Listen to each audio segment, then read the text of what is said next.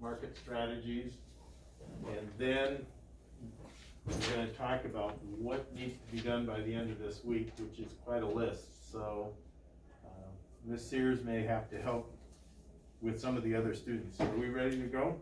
Yep. Okay, so, market strategies, does everyone have their note page? Okay. Kind of the key things we're gonna be looking at, the 4 P's of marketing, which we'll talk about, the gaining knowledge on the methods of pricing, understanding promotions and things of that nature. One of the things that was significant is public relations. So, overview of marketing. With the marketing plan, you've got your product, which is things like how do you position your product. And one of the things to think about is if you were going to a grocery store, the positioning of the product is real important. Where do you think they put the milk in a grocery store? Probably in the Refrigerator. In the what? dairy section. Yes, but is it in the front of the store or the back of the store? Back. Why is it in the back? Because it's cooler back there. So you can see other things. So you see other things as you go back there. So positioning becomes real important. They put a lot of the things that they want you to go through the store to get at the back. So milk, beer, and things like that tend to be at the back of the store. What tends to be right at the checkout stand? Like gum. Candy. Yeah, that those stuff. kind of impulse things. You didn't go to the store to buy gum, but there's some gum there, so you pick it up and pay for it. So those are types of things that you have to think about with your product. How do you position your product? Packaging and labeling and distribution are all kind of important things. Let's see. Place, we've talked about place quite a bit. The location becomes real important. That's all part of your marketing plan. Pricing. Pricing becomes a really critical piece of it. And then the last piece is promotion. So the 4 P's are product, place, pricing, and promotion. Setting your price. This is, I don't know how well you could hear what Jonna talked about yesterday, but how did she go about setting her price? Did she look at the different salons and kind of just went from there? But she also set them very low at first. And when she found out that it was way too low, she looked like that's not the same. Yeah. Stuff in Seattle. Yeah, and that's one of the things when you think about your business is, one, you need to figure out what your costs were. What are the costs for her business? Did she say? Very little.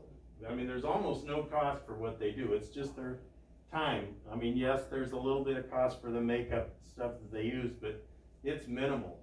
So then it's, what will your customer pay? One of the things that she discovered was, most of the people are coming from Seattle, so maybe I should think about what do they pay for similar things in Seattle. And they still charge less than what you would in Seattle, but the other thing that is significant is thinking about what's your competition charging. So if your competition is charging at a certain rate, one of the things to think about is, can you match that rate or be a little bit less?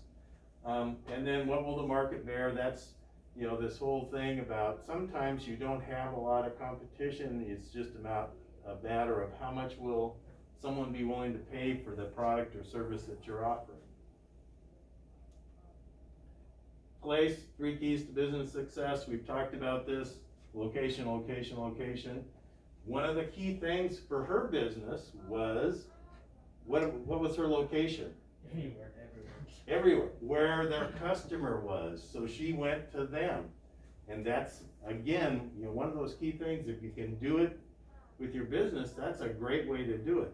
You have less overhead if you don't have to have a storefront for your business. So promotion. Things to think about is, how will you sell your product or service? Conducting public relations and network activities, advertising, and serve the customer. So how do you sell your product or service?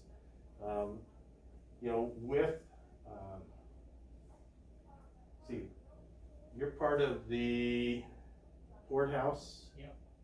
So thinking about how you're gonna do that, there's a whole lot of pieces with, you know, how do you get that transaction put together and things of that nature. It's not complicated. But the other piece, and one of the things that she talked about, was public relations and networking activities. What did she do in terms of public relations and networking? I don't know. Did she do it all online, like Instagram? She did all of her advertising Yeah, and word of- promotion online with Instagram, but what did she do in the community here? Word of mouth. Yeah. Yeah, it was word of mouth. She actually volunteered, and what did she volunteer for? Things like the Manson Apple Blossom. She did makeup and stuff for Manson Apple Blossom. She, you know, they did something with, I can't remember exactly, but there was a bunch of 14-year-old girls that they were showing about doing makeup and things like that. So that's the type of networking, the type of getting your information out. Networking, what did she talk about in Leavenworth? Do you remember what she said, that she was on a list in Leavenworth?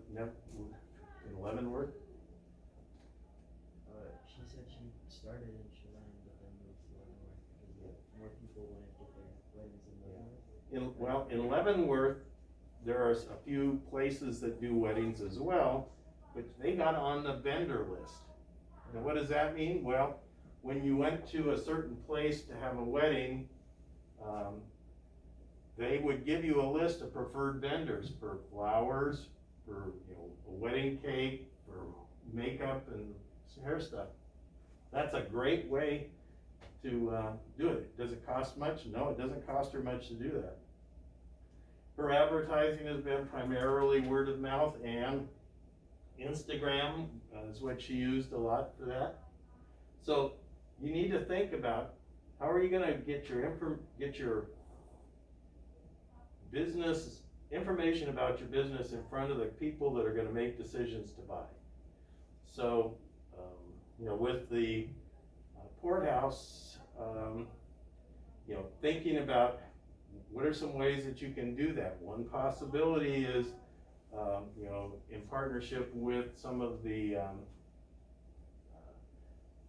hotel and vacation rental places. The other thing would be great, if there was some way that you had, I mean, even the idea of having someone hand out flyers at the boat launch. Yeah. You know, those are things that, you know, can be real effective and don't cost a lot. So elements of effective advertising, we talked about you identifying your primary customer. Why do you identify a primary customer? Because you want to make sure that whatever you're advertising, how you're promoting it, you're going to the right audience. It's the right message. So how do you make sure that you're giving the right message as well? The right time, and that's, you know, one of the things that, you know, with your business and a lot of businesses, figuring out when does a person make a decision about buying, or how do we put that, plant that in their mind ahead of time so that they are thinking of your business or your opportunity. And then what's the right place? So some elements that you need to think about as you're doing that. So I went through this quickly because I think actually the marketing piece can be the fun part of putting together your business idea. So you're gonna need to review your product, place, pricing, and promotion strategies for your business, write a preliminary marketing strategy and plan, and then define a little bit about what your advertising and promotion plan is gonna be. How are you gonna promote and advertise your business? Now, I said that we have about 5 weeks left, so I'm gonna hand these out. You've had this before.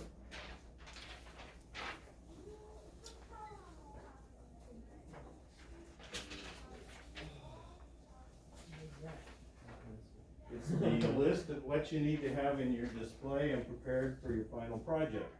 Thank you. I think there's 2 of them there. I gave one to JJ. Okay, so this week Friday, at the end of class on Friday, we want you to electronically submit your business name and who your team members are, a draft of a logo, doesn't have to be the final, but a sense of what your logo would be, a slogan. Again, these are not necessarily final on those items, but your goals, you already should have written out some goals. One of the things that I keep reminding you is there's some good resources over here to see how you would structure a goal, how you would structure a general business description, your location, if you've got a picture of your location.